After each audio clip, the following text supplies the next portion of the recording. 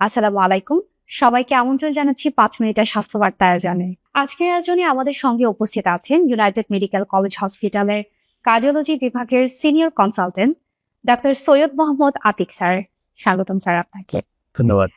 আজ আমরা দর্শকদের পক্ষ থেকে সবচেয়ে বেশি পাওয়া কিছু প্রশ্ন আপনাদের সামনে তুলে ধরবো এবং স্যারের কাছ থেকে গুরুত্বপূর্ণ মতামত দিব। স্যার, প্রথমেই আপনার কাছ থেকে যেটা জানতে চাই, রমজান মাসে হার্টের কি সমস্যা হতে পারে ও লক্ষণগুলি কি হতে পারে? রমজানের জন্য আলাদা করে হার্টের সমস্যা বেড়ে যাবে এভাবে চিন্তা করার দরকার নেই। তবে সাধারণভাবে বলতে হলে হার্টের যে সমস্যাগুলো আমরা বেশি পাই রোগীদের মধ্যে, একটা হচ্ছে হার্ট ফেলিউর। আপনাদের মধ্যে দর্শক যারা শুনছেন তাদের মধ্যে কেউ অবশ্য অলরেডি জানেন আপনাদের হার্ট ফেলিউরের সমস্যা আছে। এর জন্য কিছু সাবধানতা অবলম্বন করতে হবে। খাওয়া দাওয়ার রুটিন যেহেতু চেঞ্জ হবে, আমরা যেটা জেনারেল বলি লো সল্ট ডায়েট, এটা মেনটেন করতে হবে। তারপর হাইড্রেশনের ব্যাপারটা মেনটেন করতে হবে। ব্লাড প্রেশারের রোগী যারা, তাদের ওষুধের টাইমিং চেঞ্জ হতে পারে। আর বিশেষ করে এক ধরনের রুটিন থেকে আরেক ধরনের রুটিনে আসা, যাদের জন্য এটা বিরাট পরিবর্তন না তাদের সমস্যা হবে না। যাদের একটা বিরাট পরিবর্তন তাদের শুরুর রোজাগুলো একটু সাবধানতা অবলম্বন করতে হবে। আর হার্ট অ্যাটাক নিয়ে যারা সবচেয়ে বেশি ভয় পায়, আগের থেকে হার্ট অ্যাটাকের কোনো লক্ষণ না থাকলে রোজার সময় আলাদা করে ভয় পাওয়ার দরকার নেই। রোজার সময় বুকের মাঝখানে জ্বালা পোড়া ও ব্যথা, এটা কি গ্যাস বা অ্যাসিডিটির সমস্যা নাকি হার্টের সতর্ক সংকেত? এটা আসলে আমরা কিভাবে বুঝতে পারবো? এটা খুবই কমন একটা প্রশ্ন। সবচেয়ে আগে যেটা চিন্তা করতে হবে, গ্যাস্ট্রিকের ব্যথা চিকিৎসা সহজ, বাসায় থেকে যাওয়া যায়, এইভাবে চিন্তা করে অনেকে কিন্তু হার্ট অ্যাটাকের ব্যথাটা মিস করে। তবে হার্ট অ্যাটাকের ব্যথার ক্ষেত্রে কিছু জিনিস বিশেষভাবে লক্ষণীয়।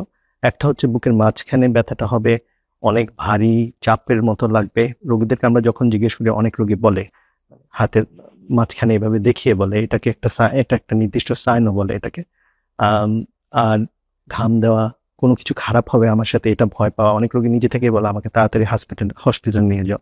আর হার্ট অ্যাটাকের বাইরে বুক ব্যথা কিন্তু অ্যানজানার জন্য হতে পারে। আর গ্যাস্ট্রিকের ব্যথা সেগুলো সাধারণত খাওয়ার সাথে সম্পর্কিত থাকবে, খাওয়ার পরে হবে, খাওয়ার অনিয়ম করলে হবে। যে ধরনের স্পাইসি খাবার খেলে ওনার এগুলো হয়, ওনার আগের থেকে জানা থাকার কথা। কোন ধরনের ব্যথা হলে দেরি না করে জরুরি চিকিৎসা নিতে হবে, বা এমন কি ধরনের ব্যথা আমরা বুঝতে পারবো যে না, আমার ইমিডিয়েট আসলে চিকিৎসাটা দরকার? সাধারণভাবে আমরা যেটা রোগীদেরকে বলি, যে হার্ট অ্যাটাক যে ব্যথা মিনিটে বেড়ে যাচ্ছে, ঘাম হচ্ছে, ছড়াচ্ছে বুকের মাঝখান থেকে, বেশি জায়গায় ছড়াচ্ছে, খারাপ লাগছে, মাথা ঘুরিয়ে উঠছে, শ্বাসকষ্ট হচ্ছে, এগুলো অবশ্যই দ্রুত হসপিটালে আসা উচিত। যাদের হার্টের সমস্যা আছে তারা রমজানে ইফতার বা সেহরিতে অতিরিক্ত লবণ, চর্বি বা ভাজা পোড়া খাবার, এই ধরনের ক্ষেত্রে কি পরামর্শ দিতে চান আপনি? অবশ্যই পরিমিত খেতে হবে। আমাদের যেটা সবাই ভুলে যায়, সারাদিনের অনেক ক্ষুধা নিয়ে খেতে বসে একসাথে অনেক বেশি খেয়ে ফেলা। সল্ট রেস্ট্রিকশন যাদের মানা উচিত, অবশ্যই সল্ট রেস্ট্রিকশন মানতে হবে। সাধারণভাবে যেটা ভালো, মিষ্টি কিছু দিয়ে ইফতারটা ভেঙে একটু সময় নিয়ে তারপর পরিমিত খাওয়া। এখন টিপিক্যাল কোনো ইফতারের কথা যদি বলেন, ভাজা তেলের জিনিসগুলো ফ্রেশ তেলে ভাজা হতে হবে, একটা দুটো সার্ভের বেশি না। আমি একটা বেগুনি একটা পেঁয়াজের এক্সাম্পল হিসেবে বলতে পারি। ছোলার সাথে আমরা যে পাফ রাইস বা মুড়িটা খাই সেটা ভালো, কিন্তু ছোলার পরিমাণটা একটু কম। 2 টেবিল চামচই যথেষ্ট। এখন সবাই আমাকে বলবেন তাহলে আমার তো পেটই ভরবে না। সব একসাথে খেতে হবে না। ইফতারের পরে তো আপনার ডিনার করতে পারেন, 2-3 ঘন্টা পরে ডিনার করতে পারেন। একসাথে বেশি না খাওয়াটাই ভালো। রোজায় উচ্চ রক্তচাপের রোগীদের প্রেশার ওষুধ খাওয়ার ক্ষেত্রে কিভাবে সময় নির্ধারণ করলে প্রেশারটা নিয়ন্ত্রণে থাকবে? এখানে দুটো জিনিস, একটা হচ্ছে সময়, আর একটা হচ্ছে রোজার কারণে কিন্তু ডিহাইড্রেশন হয়। এবং ডিহাইড্রেশন একটা বেসিক রুল অফ থাম, 1 লিটার পানি 1 কেজি ওজন। আপনার স্বাভাবিক ওজনের 1% পর্যন্ত ডিহাইড্রেটেড হলে আপনার শরীর মেনে নিতে পারবে। এবং এই ডিহাইড্রেশনটা আসবে কিন্তু আপনার দুপুর 1-2টার পর থেকে। আর যেই দিন একটু গরম বেশি পড়ে সেদিন ডিহাইড্রেশন বেশি হবে। তো ব্লাড প্রেশার ওষুধ খেয়ে ডিহাইড্রেটেড হওয়া অবশ্যই না করা যাবে না। আর ব্লাড প্রেশার ওষুধের টাইমিং এর ক্ষেত্রে সবার একটা নিজস্ব বডি রুটিন থাকে।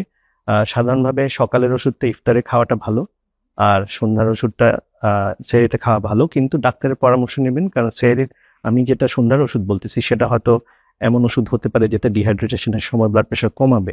তো সাধারণভাবে রোগীকে একটু নিজের শরীরকে বুঝতে হবে। আশা করি আপনারা সবাই অনেক উপকৃত হয়েছেন আজকে স্যারের কথাগুলো শুনতে পেরে, এবং আমরা আগামীতে পরবর্তীতে আরো গুরুত্বপূর্ণ কিছু প্রশ্ন আপনাদের সামনে তুলে ধরবো।